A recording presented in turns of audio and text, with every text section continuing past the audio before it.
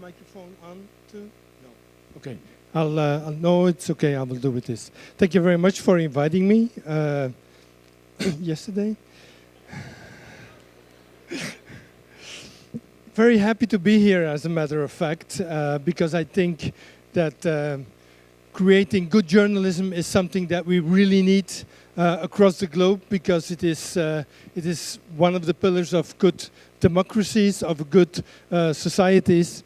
And I think that the theme of reporting on violence and on war is a very important theme, not because it is so, I mean, it's very visible, of course, and it is, in a sense, there's quite a little glamour to it because of the dangers involved and the images and all the movies that we've seen about it.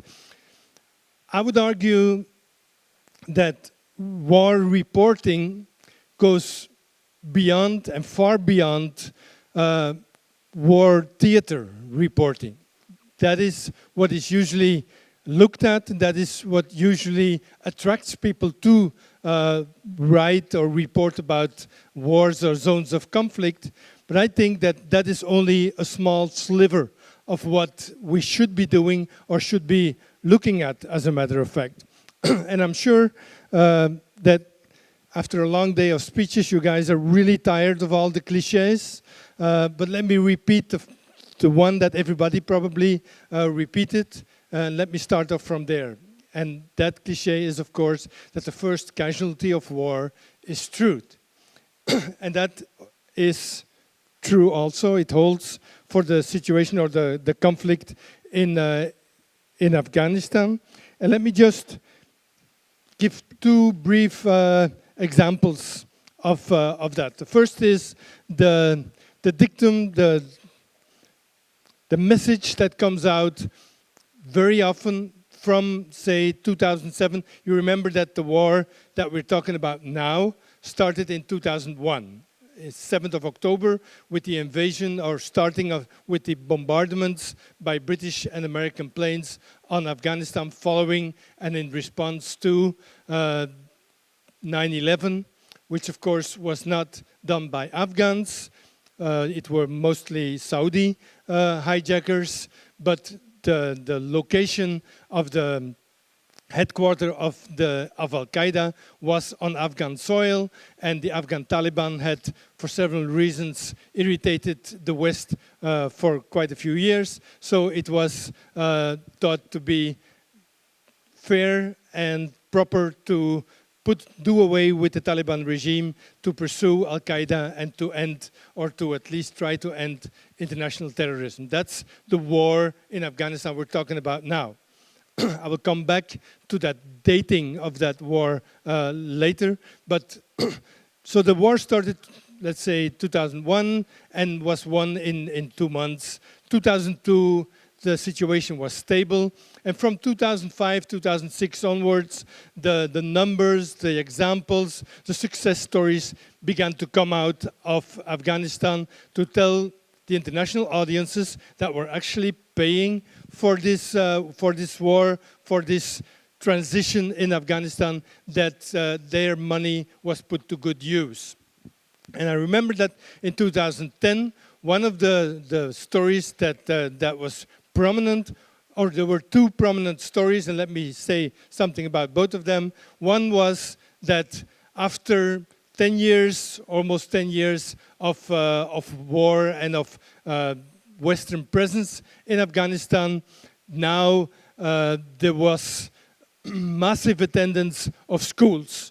And by 2010, 2011, the numbers given were about 8 million or more children in schools, of which 2 to 3 million were girls. That was a massive progress as compared to the situation in 2001, when there were hardly schools functioning, and when, of course, girls were all prohibited.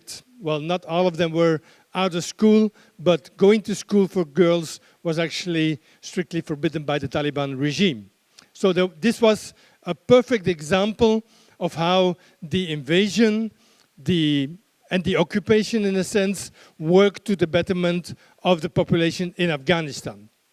The second example that was given was that of healthcare, which is very important because Afghanistan in 2001 and 2003 and 2005 had the worst numbers across the world, especially in terms of mothers' health and of children's health. In some areas in Afghanistan, maternal death was up to 1,800 per 100,000 births. In Belgium, I think it is 5. So it gives you an idea of the horrible state of health surrounding reproductive situations, giving birth, having babies. A lot of babies died before they reached the age of 5, all of that. And by 2010, the other number that NATO put out was that 80, and then it was upgraded a little bit to 85% of all Afghans had access to healthcare. Massive success for the occupation or for the Western presence. Now, to begin with the latter, the reality was that, and I'm making it short, but the reality was that not 85% of the population had access to health services, but as one American journalist for the Christian Science Monitor found out, in 85% of Afghan provinces, there was at least one basic health facility. Now, that is something different. Because if you know the terrain in Afghanistan, which you might know from seeing it, but if you experience it, you know it even better. Having a health facility in your province means nothing as to access to health care because of distance, because of the difficulty of traveling, because of cultural norms, because of violence and war, because of so many other reasons, a whole lot. That means that the majority of Afghans in 2010 still did not have access to healthcare, which was no surprise because that is even true in booming countries like India or Pakistan, let alone in a country completely destroyed and destructed by years of war like Afghanistan. The other example of the millions of children going to school and how wonderful that was or that is for the future of Afghanistan, there the reality is, and I checked that in the first time in 2006 in Kunduz in the north and then later in Kandahar and in Jalalabad and other places, the reality was that most children were enrolled in schools, and that were the numbers that you would get, but they would go to school typically maybe 2 or 3 hours a day. More than half of the girls dropped out of school before finishing the 6th grade, meaning basic education, the first primary education, let's say. Very often, teachers didn't show up. There were 40% of all the schools didn't have a proper building. So they were teaching here and there, and in the summer probably outside. But Afghanistan has quite a harsh winter climate, and I visited a school in December in Kunduz, where a number of classrooms were actually tents. It was -7 degrees outside. There was no teacher. The students were there, they were eager to learn, they were motivated, but the whole infrastructure was, of course, not developed enough to cater to all those students. I'm not blaming anybody for the lack of healthcare or of education. What I'm saying is, if you get these numbers in the glossy brochures of either NGOs or NATO or your government or anybody else, check them. Check them and compare them to the reality, which is often a lot more complex and a lot more or a lot less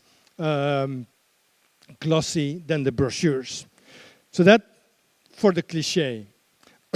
Second point that I would like to make is that the truth is not only in the facts that you have to check, double check, go and find out, as the previous speaker on the screen said.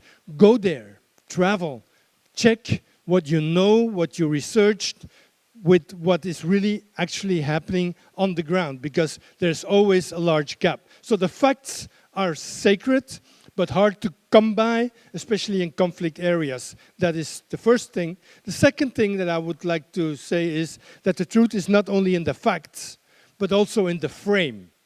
And I think that is an important issue to keep in mind when doing reporting.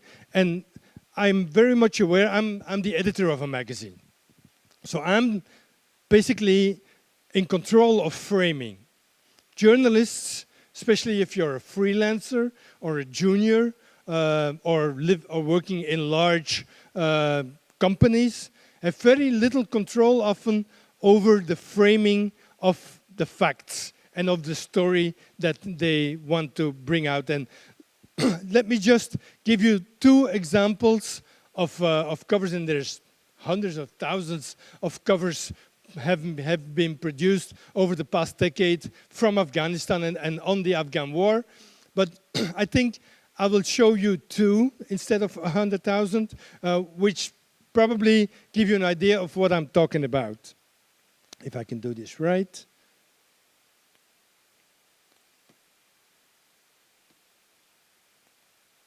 Okay, how do I put this a little bit bigger so that we have a...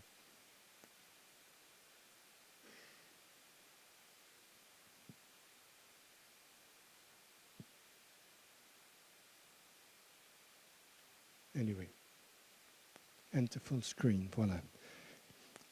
Most of you will have seen this, this cover of Time magazine before. It's not an easy cover, and the editor of Time magazine wrote quite an extensive argument to go with the publication of this cover, which was somewhere in 2010. It doesn't say so, I cannot see it very well. It's the face of Aisha Bibi. It's an Afghan girl that was condemned by a traditional tribunal, let's say, to have her nose and her ears cut off because of infidelity and of immoral behavior, which probably was mostly in the head of the ones deciding to do this kind of torture rather than in the actual behavior of the girl. Now, I don't want to talk about the facts. I think the facts behind this picture are pretty well established. What happened, who did it, and what came afterwards. Luckily, as you know, probably, the girl then was sent to the United States for restorative surgery, and she has a proper nose now, and she is the beautiful girl that she was before this awful thing happened to her. What I want to point out is the framing that happens, because it's not, the story is not told outside of a context. It is put very much in a very particular political frame. What happens if we leave Afghanistan? That's the message that comes with the picture. If we leave, we, the US, NATO, the West, then girls will be thrown to the beastie males of Afghanistan. This is what will happen to girls. We have saved them from the claws of the Taliban and of the retrograde Islamists. And if we leave, they will be returned to their cruel masters. Meaning, basically, we must stay, we must protect them, or at least we must stay long enough until there is an institutional framework that is strong enough to stand up against these cruel forces and to implement, to secure, to guarantee the constitutional rights of women that they got after the overthrowing of the Taliban and the coming of the pro-Western government. As a line, it is a lie. I mean, this was 2010. That has not happened after the Americans left. This happened precisely at the moment when they were doing their search, when they were putting in more and more and more soldiers, and the West as well. So shortly after this picture was taken, there were almost 150,000 foreign troops in Afghanistan. So it's not what happens if we leave Afghanistan. One could even argue to put on the cover, this is what happens at the height of foreign occupation in Afghanistan. That would be another framing. It would not be necessarily more true, because in a sense, it were not the Americans that did the cruelty, but it was not after they left either. So what I'm trying to bring across is that by putting a title next to a picture, you're framing it. And I'm using pictures because we don't have time to go into in-depth text analysis, but every form of journalism is subject to the same kind of framing. We're all asked to participate in a political, in a societal dialogue and debate, and by putting in stories, by putting in emphasis, by putting in explanations for facts or backgrounds to facts, we select, we present, we frame, we create a narrative about a conflict. So not only the facts matter, but also the frame. And if I can do, yeah, if you would be so kind. I'm not such a very, I'm not so, yeah, voilà. So this is a cover that I did myself. I'm not giving you this cover as an example of how it should be done. It's another example of framing. It's the same war. It's slightly 1 year later, but things were not going any better at all. And, well, I think, at least for the Belgians, or from West Vlaanderen, as a matter of fact, the references are clear. In Afghan fields, refers to the First World War, all the needless slaughter going on, and the cry of the soldiers that they are dying. I mean, Afghan fields, or in Flanders fields, is a complex poem, but I just selected one verse to translate it into the Afghan situation. And the title, which is less prominent than on Time magazine, but the title is The First World War of the 21st Century. It's the same war, it's a different frame. And it's, I'm giving these two as quite a bit apart from each other, because I think they speak from different political perspectives. They use different methods and different images, but they still try to convey realities that we encounter on the field in Afghanistan. So I think those are the two starting points that I wanted to make, and I won't make it much longer. I think what I want to add to that is that the truth of war, as it is about facts and frames, it's not only found on the battlefield, as I said in the beginning. It is also found in balance sheets of companies that operate in a country like Afghanistan. It's found in Friday sermons, at breakfast discussions, and in market purchases. What I'm saying is, what was also said by the previous speaker, there is far more to reality in a country like Afghanistan than the war, the explosions, the self-destruction that is going on a daily basis, all the deaths that we count, and that are only the white deaths. We don't count the Afghan deaths. We don't know how many Afghans died, although the United Nations have been doing a fair of effort at tracking them, but the NATO is not counting the civilians' deaths. We're only counting our own deaths or those of the Afghan soldiers. But beyond all those measurable realities, there is a population. There's probably 30, 35 million Afghans. Some of them are fighting, and that is, to put it in perspective, there's at this moment more or less 350,000 or even more Afghans fighting for the government in the army, as armed police forces or as militia. There's about 30,000 what we call Taliban or insurgents. The insurgents, it's another little fact that's interesting, are not all Taliban.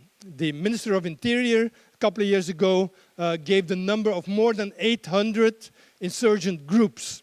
Why don't we ever hear about that? Because it doesn't fit the narrative of us against them.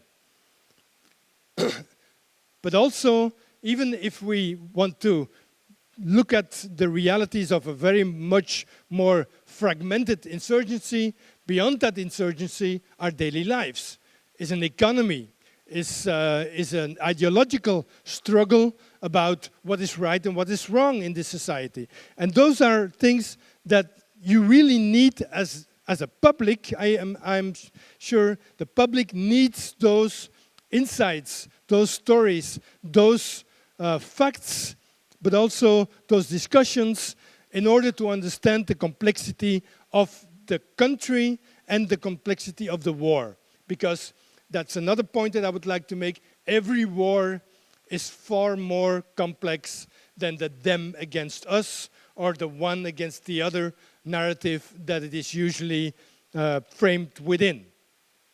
And if it is a war like Afghanistan, then it is immensely more complex, making it almost impossible to put into accessible stories.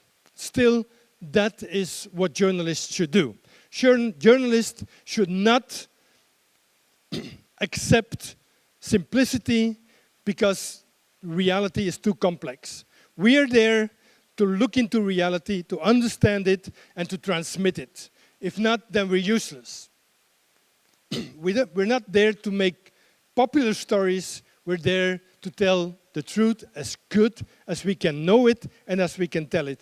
And that means that we need to get into the complexities of history, geography, ethnicity, language, religion, resources, but also of regional and global interests, which is basically what the story behind Discover was trying to do.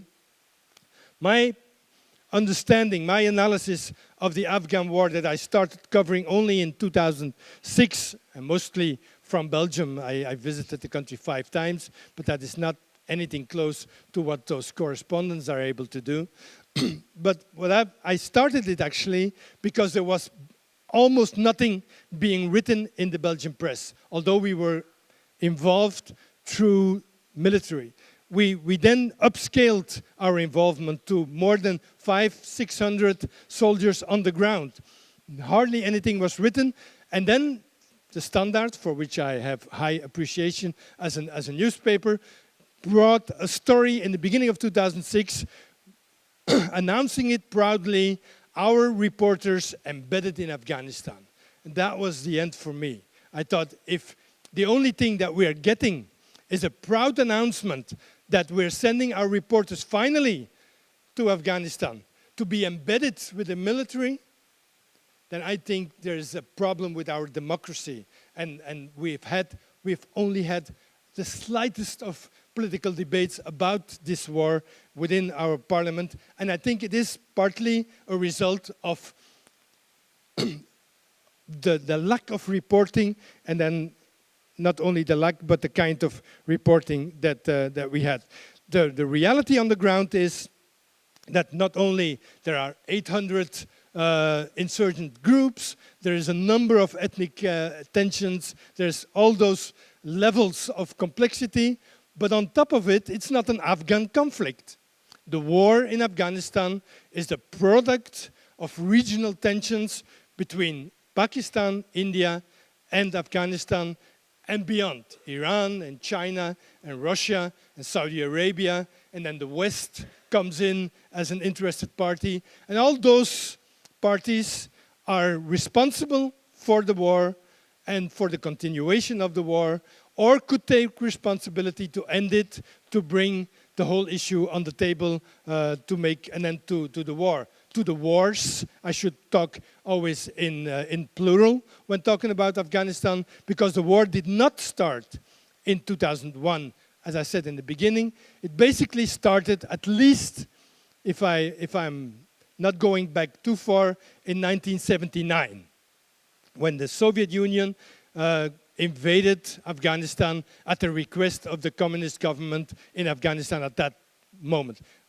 At least from December 24th of 1979, there has been constant war, fighting, conflict, war, conflict, destruction, and so on in Afghanistan. That means, for those of you who are good at history lessons, that means that if the European World War would have started in 1914 and then continued without break to 1945, it would have been shorter than the war in Afghanistan. That fact alone should learn you a lot about how to approach reality. That means that the country is completely destroyed. Not only physically, at this moment, not so much physically, but culturally and socially, which helps to explain a lot of the violence happening, also the violence that happens against women. So what I'm trying to say is, in a country of war and conflict, I would challenge journalists. We need frontline journalists, that's for sure. But I would challenge you to have also the calling to go beyond that front line and to look at the realities, to try to understand the background, the roots of the conflict, and also the lives of people that are living through the conflict. What we need in war reporting is empathy, not ideology. We're too often sucked into the narratives of the warring parties. And I would argue that the cover of Time magazine that we saw was very instrumental, or was instrumentalized by some forces within the American government that were opposing a very fast end to the occupation, or to the presence of American troops. They used the plight of women to make that point, and they could use that through that cover. I'm not saying that Time magazine was hired by the American, by NATO or by the American military to do this, but that's the way I think, and I'm quite sure that it functioned. So instead of letting yourself being used, I think the further you can go in empathy with the stories and the people that live through the conflict, the more you will bring out the stories that need to be heard. That means, and I'll finish with this, that means that you have to do very hard work. Because it sounds nice listening to people, trying to understand the way they live through the conflict, and then report that back home so that people can connect to what is really going on. But it means very difficult choices to make, and you're not going to get popular doing that. Because, for instance, in the case of Afghanistan, I would argue that it needs you, or it challenges you to go beyond women. Women have been instrumentalized in this war and across the whole Islamic conflicts and controversies, I would say. I'm not saying that their rights are anything less than super important. What I'm saying is try to go beyond the discourse on women's rights and listen to women in rural areas. Sit down, listen, ask. Every time that I've been asking women in Afghanistan what they really want, what are their priorities. They don't come up with women's rights or equal representation. They come up with peace. They come up with the right for their girls to go to school and jobs for the boys and stability. Very regular demands that need a completely different society, as a matter of fact. But it is important to listen to the stories as they are told. And no, I don't speak Dari, I don't speak Pashto, I don't speak any of the languages of Afghanistan, so I do rely on translation. But if you have time, if you're not in a 5 interviews per day schedule, you can sit down and you can develop a relationship even through translation, if you have a good translator. If not, fire him. You have to go also beyond the human rights discourse, or at least try to find people that talk about human rights and that sound eerily unfamiliar. As long as what you hear sounds familiar in a place like Afghanistan, you should be a little bit uneasy, because the realities, the thinking, the culture, the background, the traditions of the people in Afghanistan are quite different. So it would be surprising that the majority of the people all of a sudden have a language, a discourse, a perspective, and expectations that would fit quite neatly into your own mind frame or your own ideological frame. Beware of the people that say what you think should be said. Always try to find the others, because they might be the majority. Not necessarily, but they might be. That means that you also have to go beyond the English-speaking urban interlocutors that you end up with immediately when you arrive at a place like Afghanistan. You get shipped to them, you meet them at a restaurant, where there's only a few restaurants in Kabul where you can go to if you want to be secure, which of course are the very restaurants that get bombed because they are considered secure, so all the Westerners go there. So you might as well grab your shish kebab along the street and eat it there. But it's interesting to listen to these people because they're key figures. They're the ones, especially in Afghanistan today, that will run the country in the coming 10 years as well, but they're not the majority. So if you want to report about what's going on in Afghanistan, go beyond the English-speaking urbans. Go beyond the secular constitutional ideals and those who are willing to represent them. And go beyond the frames that are used in your newspaper, in your TV station, in society at large, because most of these frames have been produced purposely by one of the parties, which in the case of Afghanistan is NATO. And either you agree with the arguments of NATO or not, that's up to you as a person. As a journalist, you have to question them.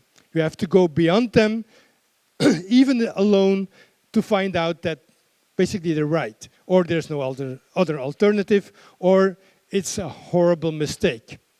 And the latest book that I just started reading by Carlota Gal has a title that says it quite all, I think, Fighting the Wrong War.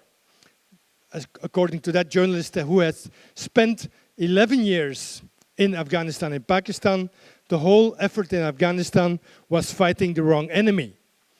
Because the enemy was Al-Qaeda, international terrorism, and that enemy shifted over the border to Pakistan before 2001 ended. And we've never been pursuing them in a serious way over there, but we've been continuously waging a war against what started as a tiny insurgency, and by waging war with them, we created the war that we're now about to leave by the end of this year without having anything solved in the country. But that was not what I was talking about. Framing is an important element, I think, in good journalism, and you should be very much aware of that. Thank you.